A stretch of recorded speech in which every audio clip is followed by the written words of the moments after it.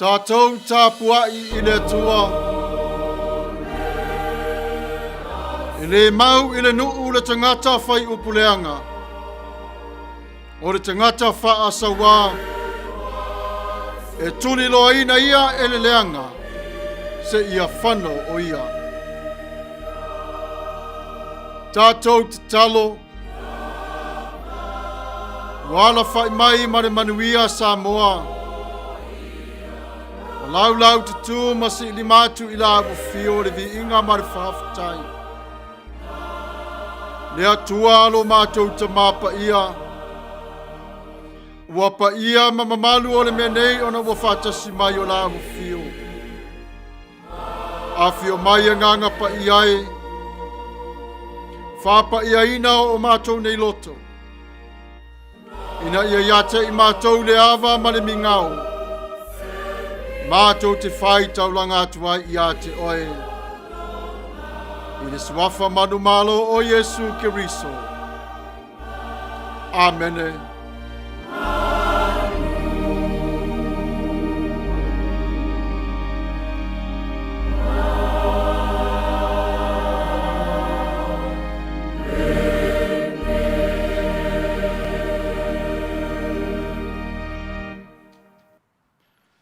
Tatou vivi atu I le atua I le pese ua Sauniga.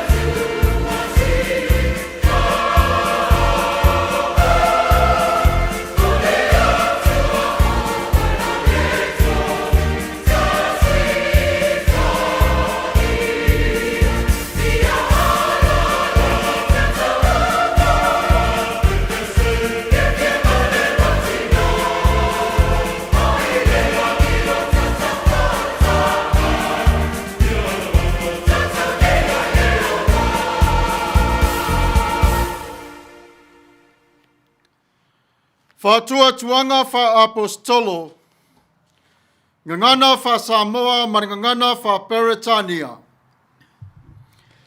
Ua o whātua tua I le atua le tama, o le ona le malosi umalava, o le na whaia le langi ma le lalo langi. Ua o whātua tua fo I a Yesu Keriso o lo na alo e to tasi o lo tātou walii. O le na whanau e le anganga Paia, na whanau Maia Maria le Tapua'i. O le na puapua ngā tia I le pule a pontio Pilato.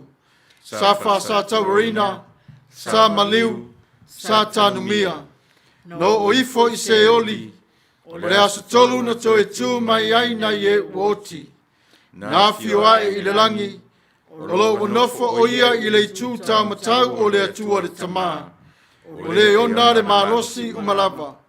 O le atoe e fio mai o ia e whamsino I e ola atoa mai uoti. Wa o whatua tua I le angang Paia. Wa o whatua tua I le kāle sia Paia e au fiainu uma. I le mare mafutanga o le au Paia. Mare whamangaloina o ansala. Mare toe o le mai o le tino o le tangata. I le mare ola e whavavau. Amene.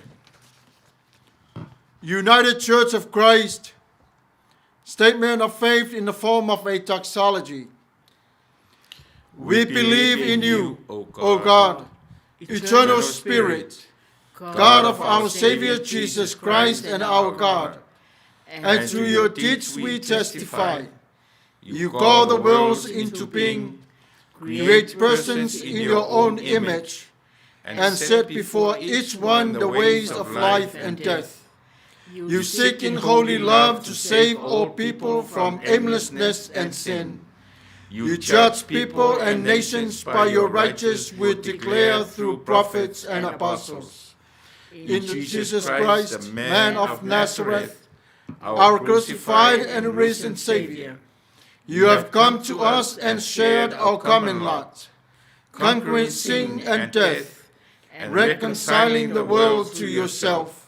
You bestow upon us your Holy Spirit, creating and renewing the Church of Jesus Christ, binding in covenant faithful people of all ages, tongues, and races. You call us into your church to accept the cost and joy of discipleship, to be your servants in the service of others, to proclaim the gospel to all the world, and resist the powers of evil, to share in Christ's baptism and eat at his table, to join him in his passion and victory. You promise to all who trust you forgiveness of sins and fullness of grace, courage in the struggles for justice and peace, your presence in trial and rejoicing, and eternal life in a realm which has no end.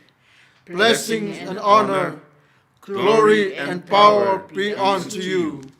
Amen. Tatou te talo. Le atua lo mātou te mā na whōwhoino le langi ma le lalo langi. O oe o le atua o le whiriwhiringa o lo mātou le yola. O oe o le atua e lofa ma le atua anga le lei. E te taitai mātou I le while mua la wafio. E te fusia whātasi mātou I lo wanga le lei mai lava I ananafi. O le aso mātai au. E tū mau pe lava o lo walofa I ate I mātou. Le tua lo mātou te mā. Whawhitai I la wafia wala whai mai I Samoa. I le Manuia mai a te oe lo mātou o tuai. Mātou te whawhitai I la wafia I ngā ruenga mamana. Nenei o mātou o na tauni maina ma le nganga whawhitai. Waulia mai e mātou o le nei tai au fau. We whapopoina leo o le nei aso I si o mātou wola vai vai. A whawhitai I la wafio. Ua ave esa le oti mai a te matou. Ai whaasirisili o le ola. Le nei aso lo mātou ta Paia au lau tutu o lo ainga. A wāre wha Manatuina o le aso sato e tū mai o Yesu i le aso ma le aso. A vea lea manganga Tapua'i a te i mātou. Le wha Manatunga siri lea i lo mātou ni anganga. Le atua lo mātou ta mā. Whawhitai i lau tausinga i a Samoa.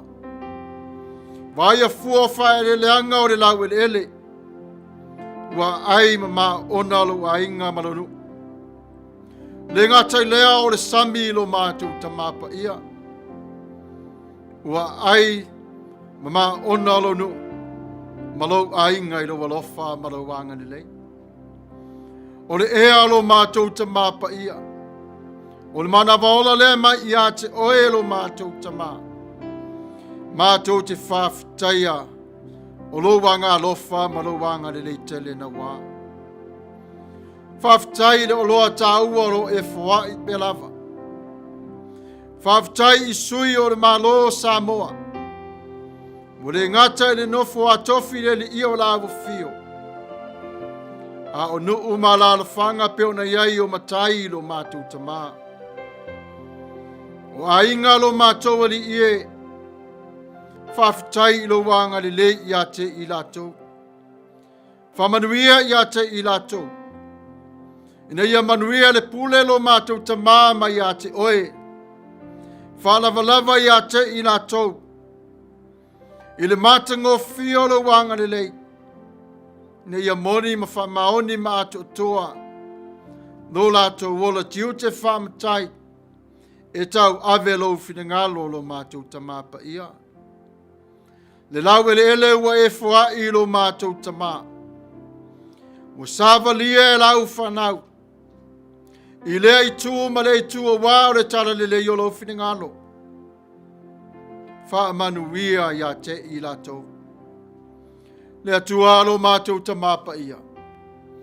Mātou te wala au ma le nganga whawhitai. Le au le malo ma le misiofa. Wha Manuia i a te i laua. Whawhitai le soifua la le lei. Whawhitai i lo wanga alofa. I avi i a oe whapavau lava. Le taitai o le malo ma le wharetua lo mātou ta Paia. Ia moni ma maoni o le ngā luenga. Ia taunla i tu lawa fio. O na mawhawhaunga. Ia Mafuta i a te oe i le talo. Le atua lo mātou ta Paia. Mātou te wala au le pale mene ma le kāpeneta. Ia iai o lawa fio. Whalavalavaina i lawa fio i latou. Ina ia moni ma maoni le tautua. O lo nuu lo mātou ta Paia. Ia ia te i latou le mata. O wā o lawa fio. O le atua whawai o le lawa le ele ma le malo. Ia tausi pe lava i latou le whengainga. Le whengainga tausia ma o sia i lawa fio. I le suafa o Yesu Keriso. Mātou te talo whawhitai mo te tuila ma Manua. I la whainga malolo mātou ta Paia. Ia iai pe lava o lawa fio. Whangangana ina i lawa fio lo mātou ta Paia. Whamalosi au lawa fio i a te i latou. Mātou te whawhitai ai le ngang Paia. Walo na Mafuta mai le whatonuina o le mātou nei sāvalinga. Le atua lo mātou ta Paia. Pei lava o na mātou na au mawai le nei atunu te leo Amerika. Alo whangia le peres tene ma le wharetua. Le ngata i lea o nofo a malolo mātou ta Paia. Ia iai le anga le nei o lawa fio. O te wala au lo mātou ta Paia. Le lalo langi atoa o lo iai alo ma whanau o Samoa. Ma le to tele lo mātou ta Paia. Ia iai lawa fio. Mātou te sā wali atu i au luma i le nei tu la. E si ti atu i lawa fio o le taitai o le tu o le fast. Peona e si la fia. Ia te ia o lawa fio. Fua ia lawa fio ia te ia. o le file mu. Fa manuia ia te ia malona nganga tamu fai. Ia ngana pe o ia i la ua fio. Aua ne i faa vai vai. Wale ne i o langa ma mea o lo tutupu mai ai. Fa manuia ia Naomi. Malona tamu fai. Aua ne tu fau ia te ia lo mātou ta mapa ia. Ai alofa. Fau u ia te ia. Tule epa lo mātou ta mapa ia.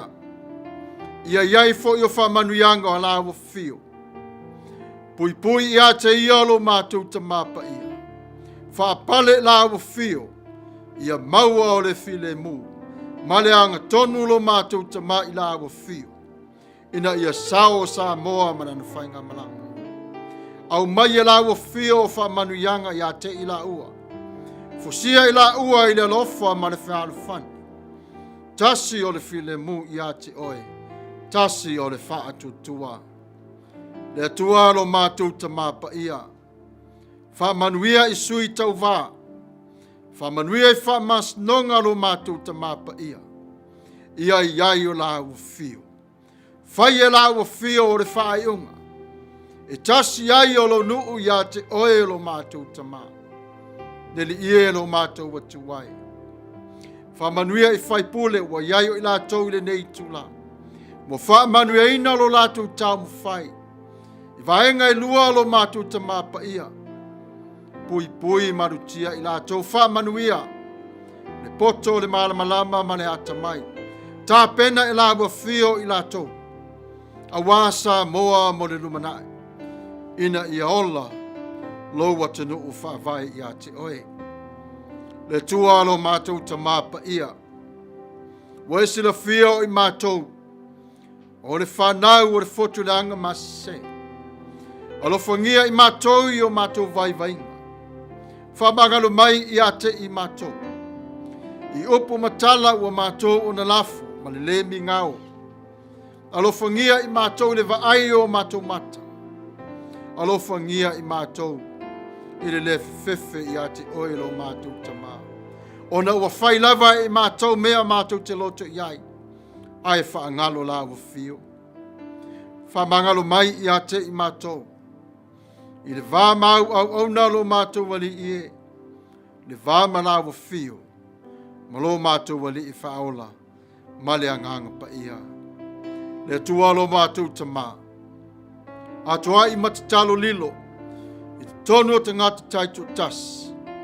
Wala mātou whātonga i la ua fio male au ngani. Whamole mole. Alo whangia sa moa maona te tai le nei tula.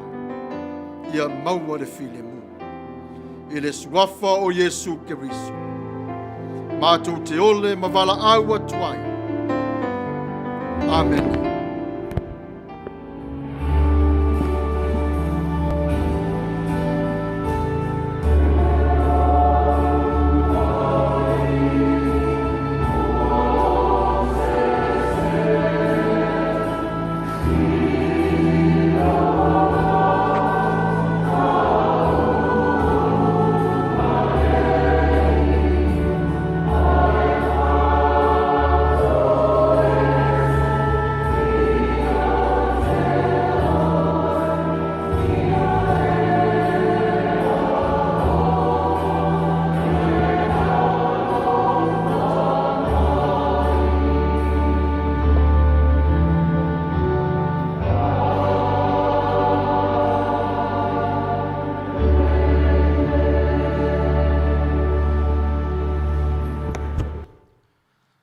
Tatou vivi atu i le atua i le pese ua Sauniga.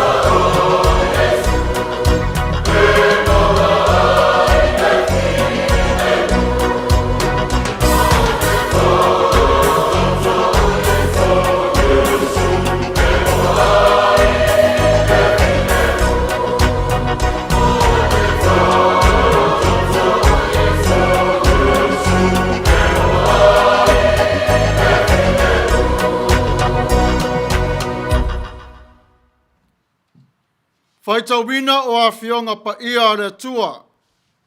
Ngangana fa Peritania. Soli ilale sua na te Faitau o ngangana fa Samoa. Tuile epa fa fitai sua na te Faitau o a fionga Paia a le Atua.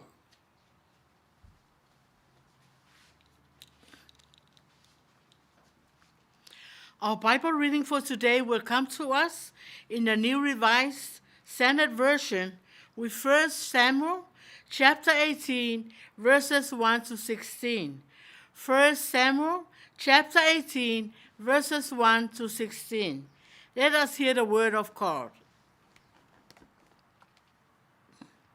When David had finished speaking to Saul, the soul of Jonathan was bound to the soul of David, and Jonathan loved him as his own soul. Saul took him that day and would not let him return to his father's house. Then Jonathan made a covenant with David because he loved him as his own soul. Jonathan stripped himself of the robe that he was wearing and gave it to David, and his armor, and even his sword, and his bow, and his belt. David went out and was successful wherever Saul sent him. As a result, Saul set him over the army, and all the people, even the servants of Saul, approved. As they were coming home, when David returned from killing the Philistine, the women came out of all the towns of Israel, singing and dancing, to meet King Saul, with tambourines, with songs of joy, and with musical instruments. And the women sang to one another as they made merry. Saul has killed his thousands, and David his 10,000s. Saul was very angry, for this saying displeased him. He said, "They have ascribed to David 10,000s, and to me they have ascribed thousands. What more can he have but the kingdom?" So Saul eyed David from that day on. The next day, an evil spirit from God rushed upon Saul, and he raved within his house while David was playing the lyre, as he did day by day. Saul had his spear in his hand, and Saul threw the spear, for he thought, "I will pin David to the wall." But David eluded him twice. Saul was afraid of David, because the Lord was with him and had departed from Saul. So Saul removed him from his presence and made him a commander of 1,000. And David marched out and came in, leading the army. David had success in his undertakings, for the Lord was with him. When Saul saw that he had great success, he stood in awe of him. But all Israel and Judah loved David, for it was he who marched out and came in leading them.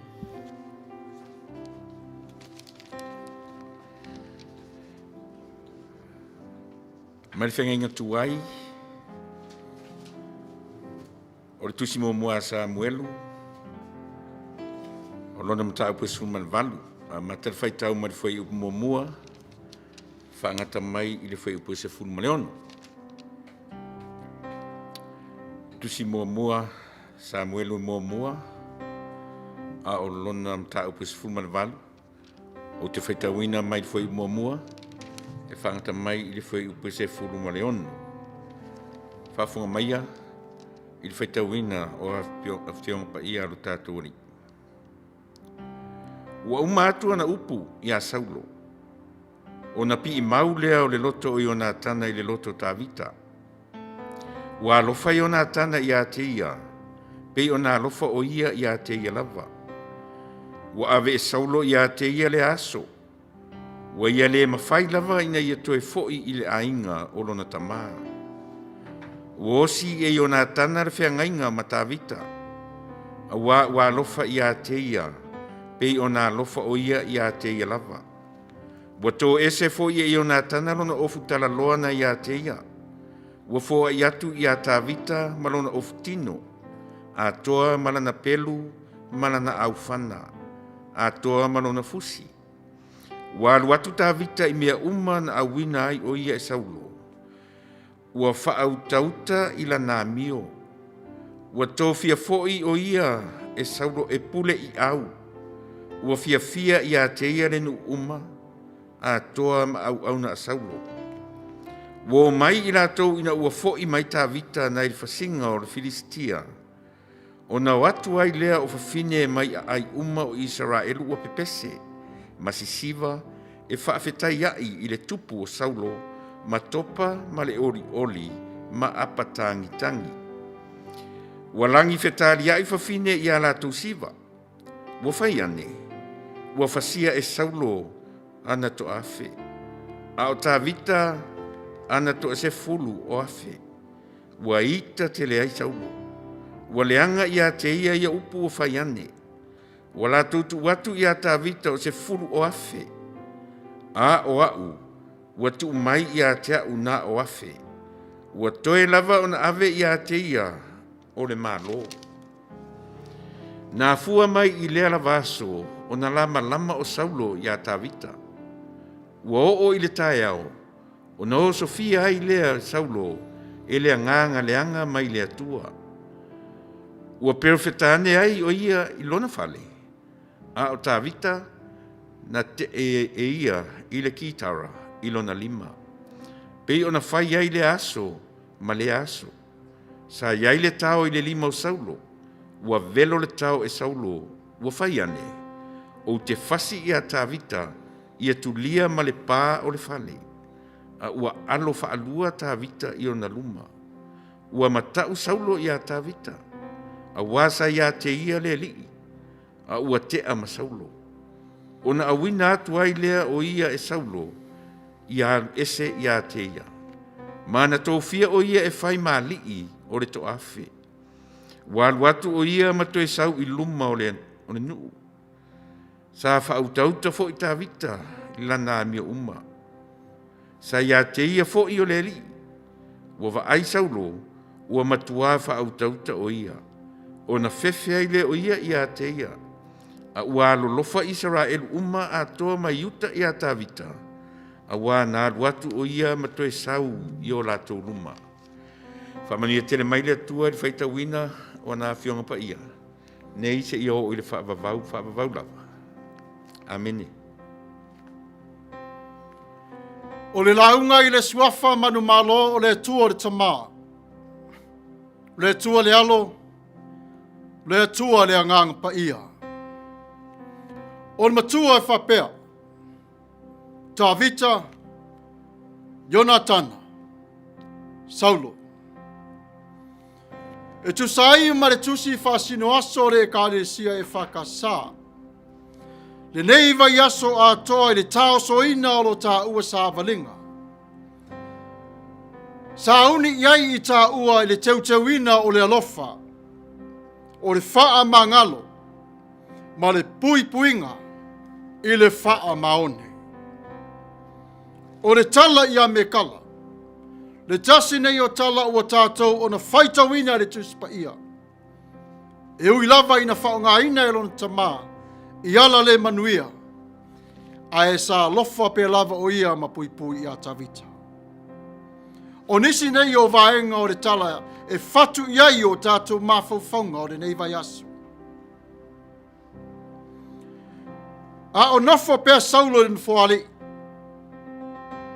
Ua whauina e Samuelu Tavita e avea matupu e sa soo aile no fo inga Israelu. Manu malo mai fo i Tavita. Ia koriata le siampini o Filistia. Ma ua whauina mausali ai o se mafutanga whauo. Tavita ma Ionatana. Matui na atua i e Saulo o na whawhine o mekala. E whai poipo i a Tavita. E ui lava i rona mativa. E sa manatu lava Saulo. ia avea mala na te fasioti ai ia Tavita. Ua iloa e Saulo, o le avea fo i Tavita matupu, se taimi e lata mai. O tupu ae o le loto ua ti ngā, fau vale maroto vale, e fia fasioti ia Tavita. Na sola la Tavita i lau elo Filistia, whātalitali le taimi, po lea lava le tūlanga e tupu mai i le taua, pe mali wai o Saulo, ona to e fo i mai lea. A le whautuanga mo i tātou e whapea, o nei whalawe uma e tupu, aua ne i toto ai o tā lima.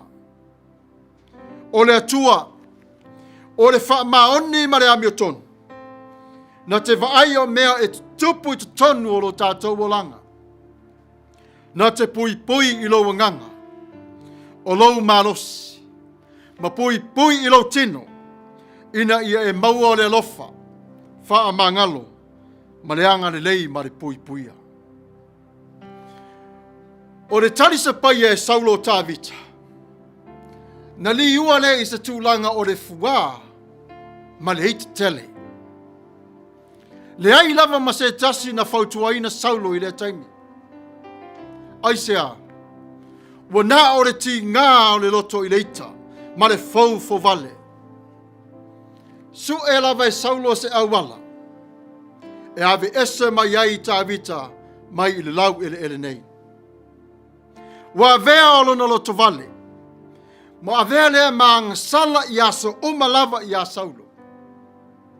O le mea moni, e tu salava pele yo o iai le lima o Saulo, a uang sala pe lava e te tonu o lona loto. Ua ngalo i a Saulo le tua, o lo whaatasi le nganga o le tua i a te ia. Ai ua avea o lona fia malosi. Mala, ua masofa ai o le mafutanga le lei, na whaavaina e le tua. Sa tau mawhaifo i lava Saulo ina ia whasioti i a Tavita, i ona luma. Ai sa whasauina mai i pe lava i le alii o Tavita. O me leanga uma na whawhau e Saulo, na iai i le tua, i le laveai i a Tavita. Ai sa pui fo i le tua i a Saulo. Ma whautua ina e le nganga. Saulo, alwe se mai, i pua ngā mawhaingta. A o Saulo wale mawhai, e peo i tātou tangata so i fua i le lalorangi nei. A ti ngā fo i olo tālotu. Pe o ane fo i o le fua i a te i tā ua. Ta te whai o se tala e wha ti ngā i se tasi. Wale ai o se fefe po se popole, ngalo ai ma le lofa. Au na o le tongi o tala ona o le loto ti ngā. O se mea le masani ai Tavita le nei tu ainga. Ai o le loto ma le anganga nau o Tavita. Ina ia nofo pea e fautua. Matali ti ngā o Saulo. I le tāina o lana tikara. Walawi loa nei la Saulo i lona malosi ma le mimita. Na tu mau pe lava o lana pule, le ai lava ma se tasi. Wana o au lava. Ai ngalo i a Saulo, o lo o sila le tu alofa. E ui lava, i nei me uma. Sa whao ngā ina e le atua o Tavita. E wha ma whana i a Saulo i ona ti ngā. I le ai le ala. Ua le ngata i le pese i ona luma. Ma le nofo e wha whisa ngā i ma Saulo. Wa ua le Israelu o oe fo'i o le Israelu. Tau ma whai i pe lava Tavita ina ia mahea i le lei o le nei whaingta. Muri ane, whao ngā mai ai e le atua Ionatana. Usi ai o le lātou sila ma le mai moa. A o ngā lua e le atua i le soifua o le tamaititi. Tavita, o le tawhi ngainga e tau le oti. ia ola lo ainga I lau puleanga. Tau mawhai pe lava Saulo lon tamai fasioti Tavita. Ai tau mawhai fo Ionatana. E lave ai isiana wo pele. Tau mawhai Ionatana e fase se mau e se mai Tavita. Mai le 5 sau wā o lona tamā ua toto lia. O le whainga wōle nei. Le tasi nei o tala maua e te tonu o le Tusi Paia. A vea lea matala e fatu ai o tātou mawhauwhaunga. Mato e tangai o le tātou whainga wō. Ma Yesu ke riso lo tātou wali. Na la ua whaavaire nei whainga wō. I le tui nātu I le atua. I lona whingalo. Tali le atua. O le so. E mawhanai. Na la whaatanga ina uma o le lelei. Ina ia fausi ai o me lelei uma lava. Watu ese umalava o puapua ngā mawhaing tā. A ua mua iwa ai I le Manuia. Na fusia whaatasi la ua le lofa. Na o lava I le tunga mau o tasi o lo tā ua lofa. Le I mawhai o na ave esea. E leo le so fo I whapena lo tātou ni ola. A ta pena ina I tātou e le atua I le lofa e tasi le sāvalinga. Pei lava o Tavita ma Ionatana. Fautua fo Ionatana I a Tavita. A o fai atu ate oe te lafi I le tasi e tu. Ia e lafi e te olai. A e sola I le tasi e tu. Ia e sola e te olai. A o Saulo ne nei wa le mau na nofu. Sa ini na ia mau o Tavita. Ina ia fasioti I a te ia. Nei ulava ina toi li liu o le tō whā mari whautanga lo loto le tupu. Me kala sau. Alu e te whae po ipo I a Tavita. Mara nei le tutu unga. Tu watu Tavita na te whasio le tō se lau. Ina ia au mai ai o le whae longa o pau o Filistia. A vea lea. Ma pine wha mau. O le oti. Nalu Tavita wha Manuia ina mali liu le tō lua se lau. Vai atu me kala o se wali mai o le Autu alon tamā. Tavita oso e fafo ma le wha malama. Alu e la vea I o lo wola. Wa o mai o le oti I a te oe. E ulava I sa whao ngā ina e Saulo na whawhine I ala le tala whe ngai. Ai sai le loto pe lava o le nei teine. E matau tia le alofa ma le anga le lei o le atua. Na te sila fia le lei o tangata uma. Mana tua foi Saulo sa fefe Saulo I a Tavita le tasu tengi. Ona na whaatasi le atua I a Tavita. Ai wa vea o le loto ti ngā.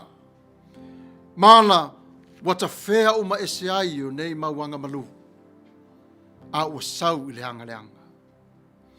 Mai le amatanga lava o le tala I le vā o Tavita ma mekala. Na ia la vea I mai I a te ia I le tele o taimi ma puapua ngā. Sa pe pelo fo I mekala I lon tamā.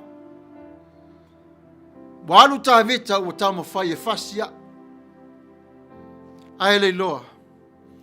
O lana tala ia la vea I ai Tavita. Mai le 5 o lon tamā. Na watu e lon tamā o ia e whae poipo I le tasu tamā. Sa whao ngā ina fo I Saulo. Na ia whasia ai o Tavita. Peta ian. E le tau lau le nā tau mwhai. Na tala noa fo I la me kala I a Tavita. Nua toi fo I mai toi fo so tai o le ainga. Tavita. Wa e siva I lo fia. Ia e Manatua. O oe o le tupu o Israel. O me kala, o ia o se whātusa, o le winga alofa moni, o le atua, ia te oe ma. David, Jonathan, and Saul. The chosen verse, this is what he says. Saul was afraid of David, because the Lord was with him. Had departed from Saul, but all Israel and Judah loved David. for it was he marched out and came in leading them, while Saul was still on the throne. Samuel announced David as Israel's next king to continue on the legacy. Young David then bravely conquers Goliath, the Philistine champion, and establishes a long-life friendship with Jonathan, Saul's son. When Saul realizes that David will become king one day, he grows very jealous and tries to kill David on several occasions. David escapes into Philistines' territory until Saul is killed in the battle. When we treated unjustly, we should not take matters into our own hands. Keep our hands pure and clear. God, who is faithful and just, see all that is happening, will judge all evil. When David and Jonathan met, they become close friends at once. Their friendship is one of the deepest and the closest recorded in the Bible. They base their friendship on commitment to God, not just one another. This is the foundation of our friendship with God through Jesus Christ, our Lord and our Savior. They let nothing come between them, not even a career or a family matters. David and Jonathan separated themselves from occupations and family troubles. They refused to take on, but they more gladly to receive the commitment from God.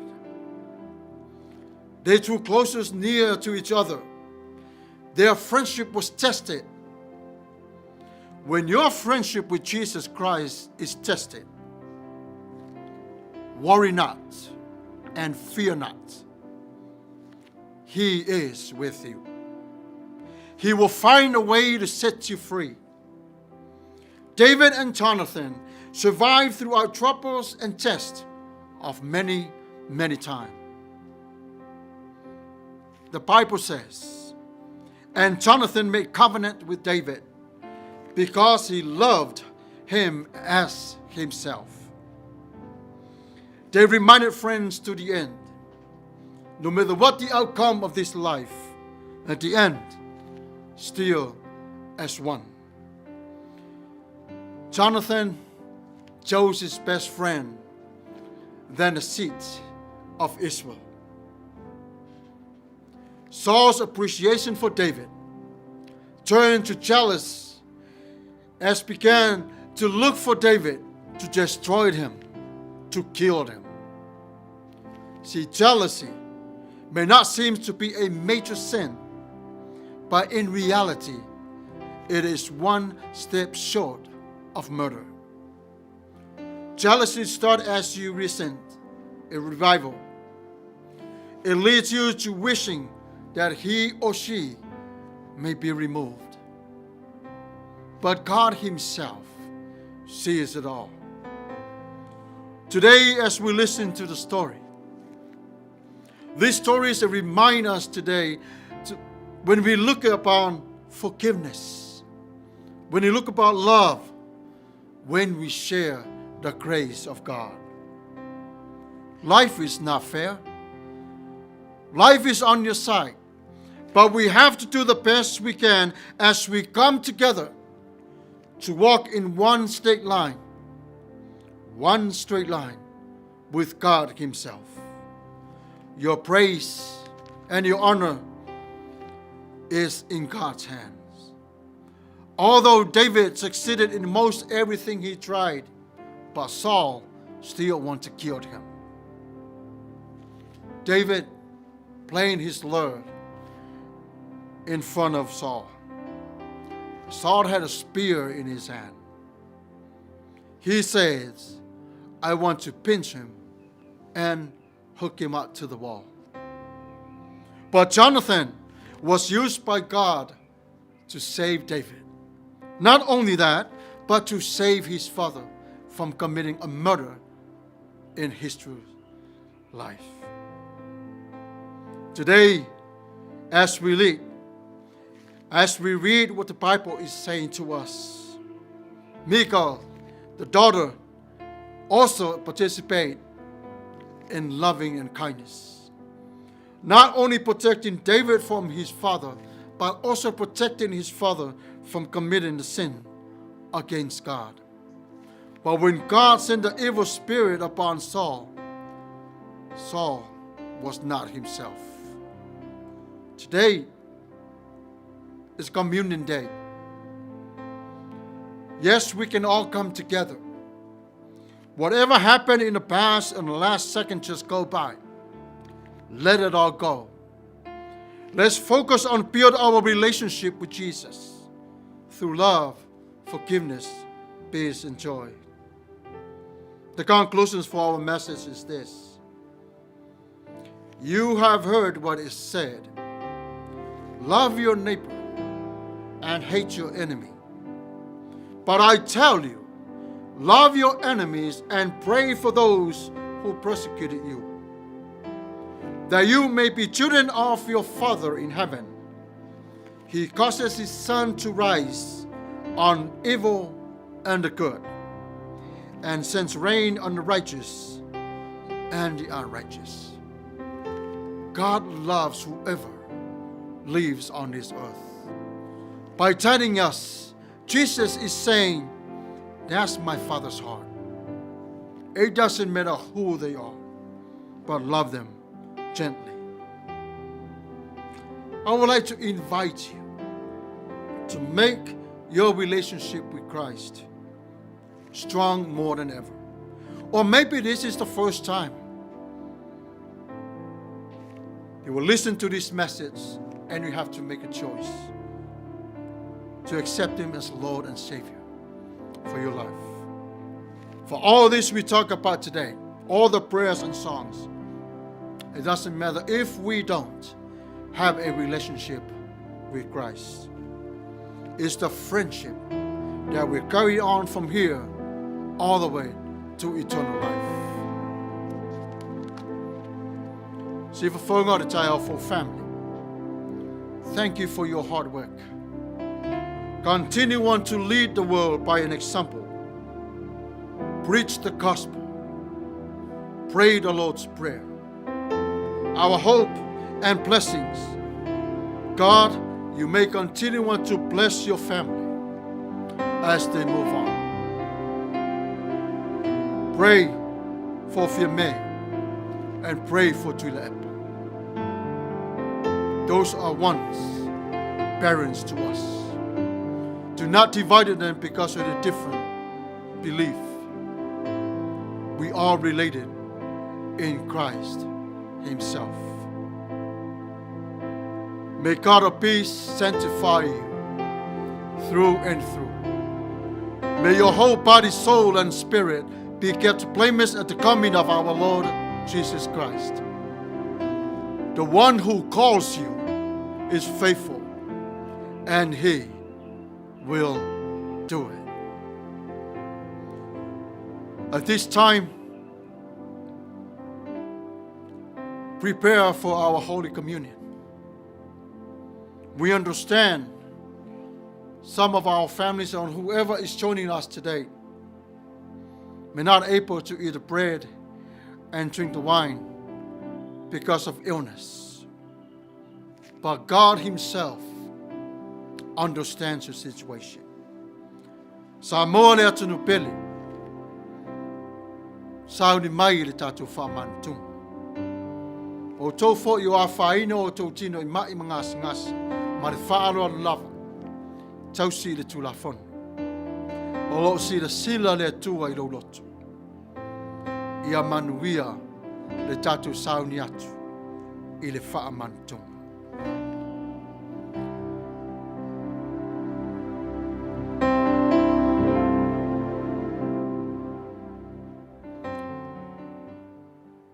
Tatou vivi I atu I le atua I le pese ua Sauniga.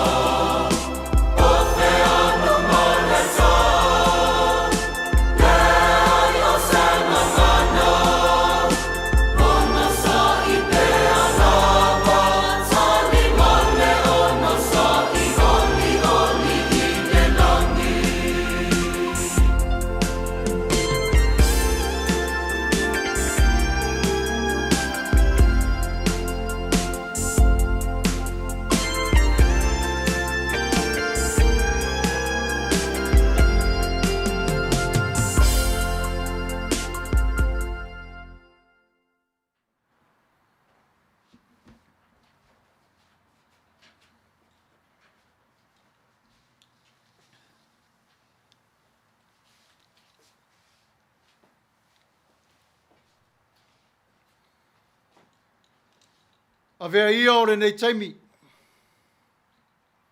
Ma mori ai le nganga whaafitai i le tua. Ai a whai fo i sa le uru whale atu i le wharisa.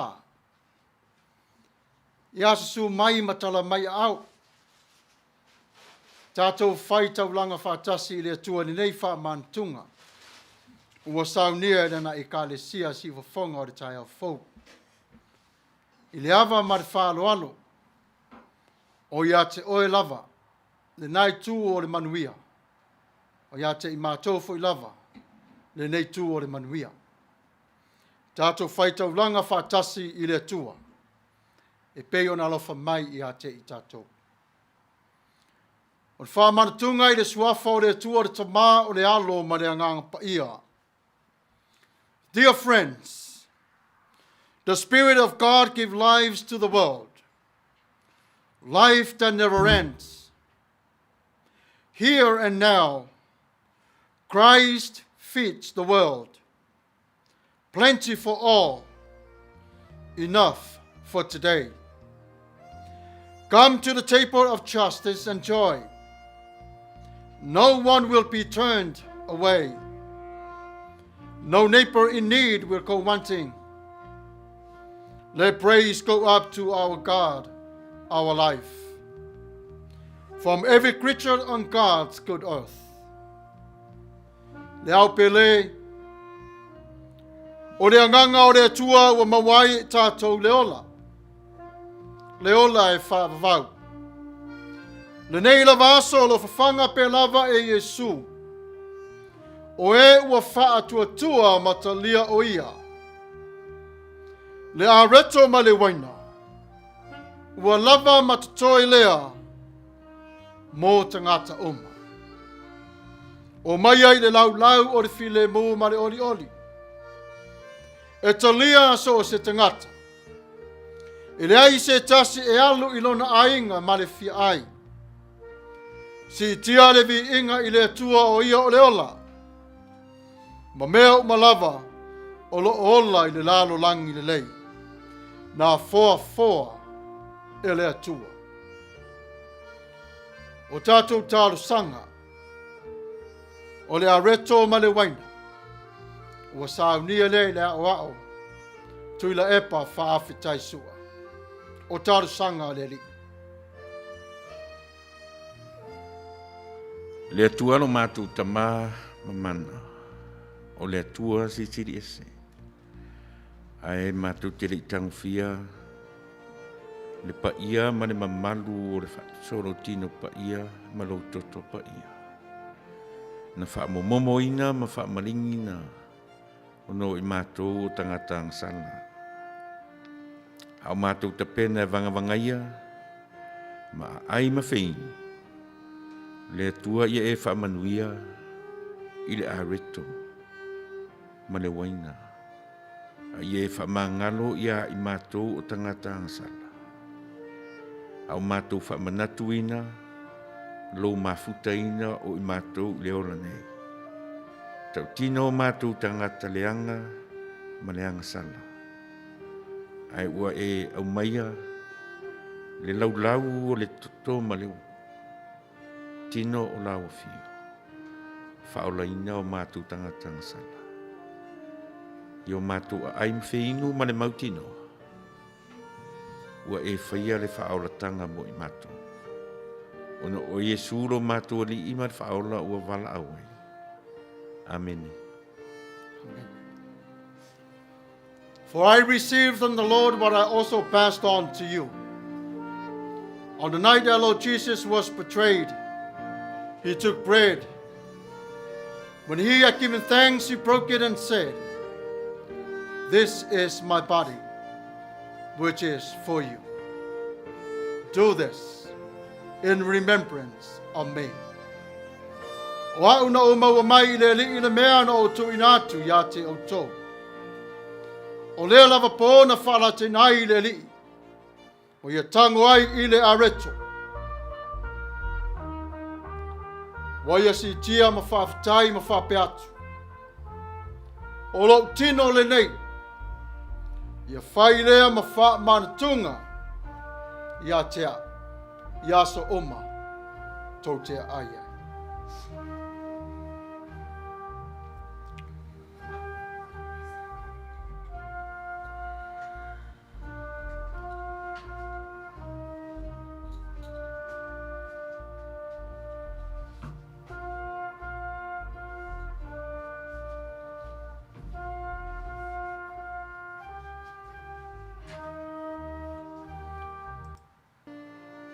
In the same with the cup after supper, saying, "This cup is the new covenant in my blood. Do this as often as you drink it, in remembrance of me." Wa ia whape fo i leipu na o mauna ai wa whape atu. O leipu le nei o le whenga inga whau lea i lo toto. I o tō whaia le nei mea ma wha manatunga i a te a. Ia so oma, tau te whenua.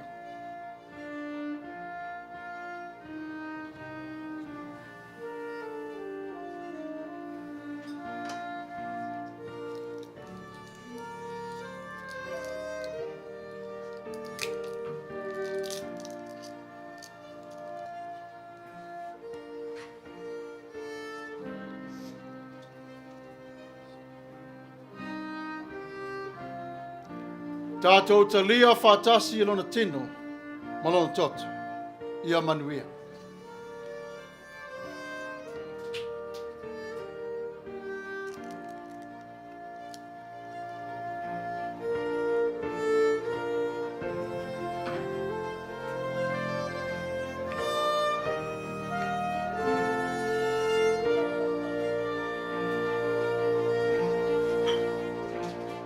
For as often as you eat of this bread and drink of this cup, you proclaim the Lord's death until he comes. O sa umalava tō te ai le nei areto ma whainu le nei ipu. Wa o tō whairo atu le maliu o le li se ia toi afi o mai. Tātou te talo e ufi ai o le whamantung. Wa ola le tangata whātua. Wa papula fo i o na mata i a te oe. Wa mangalo fo i o ana angsala. Wa e fia fo i a te ia. Wa e sāvavali whaatasi Maia. Wa e pui ma e o i a te ia. Mafuta mai fo i o le ngang Paia. Wa e whapaptisoina i a te ia i le vai ma le afi. Yesu e whawhitai alofa. Whawhitai anga le lei. Ia vi ia lava oi le suafo le tua le tama. O le alo ma le ngang Paia. Amene.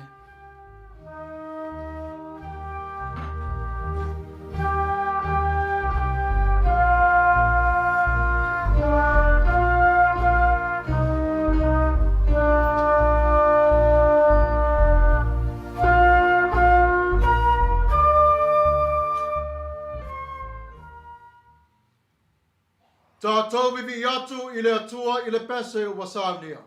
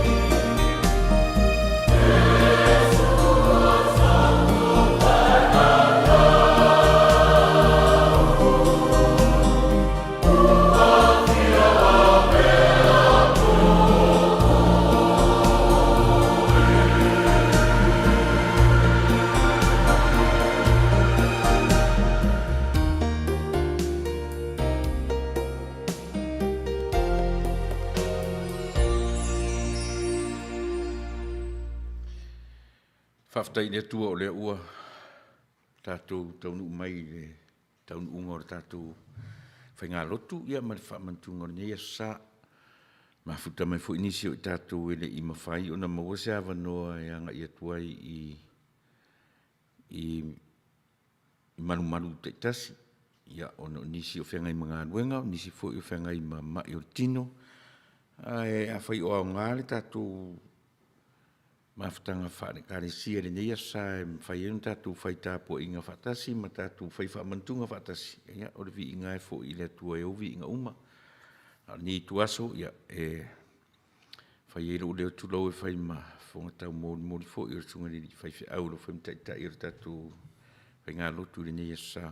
Ia, mātou te whataro whatuai, i Samoa, whafonga, ia, o i tātou fo i tātou whai tāpua inga whatasi o le neia aso.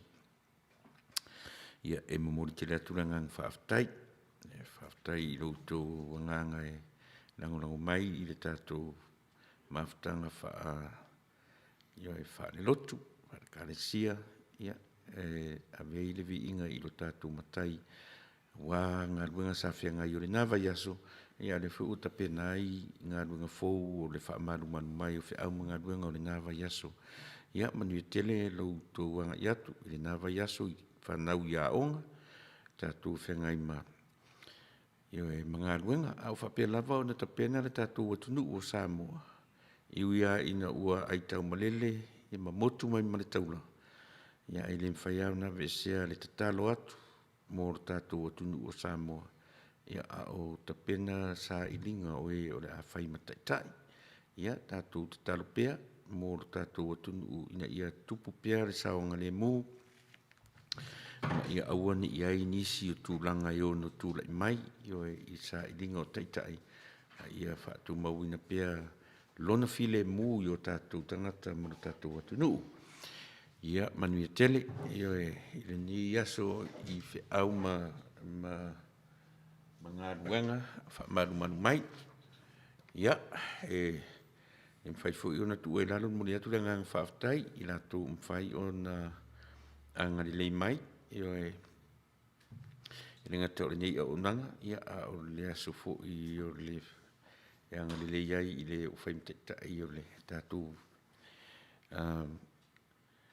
tāpo inga ia sa taitasi, sunga li i whaifi au ia Samuelu Matafeo, ia, ne uanga li mai ai ia tamaita i Helen Alo, ngā ono, e se lautala, ia o tio mtauria i Kendo, lua se lautala mai Ohio, tio Malisa Tautolo mai North Dakota, se lautala, ia o Tavita ma Vera na ulu mai North Dakota se lautala, ia ma waile ma tai luto ngarilei, ia ma le sosoani fo'i ma le vaai i le o loo, ia laungaina le upo le atua ia sa taitasi, ia e le o si totongi, tau te le totongia le upo le atua, ai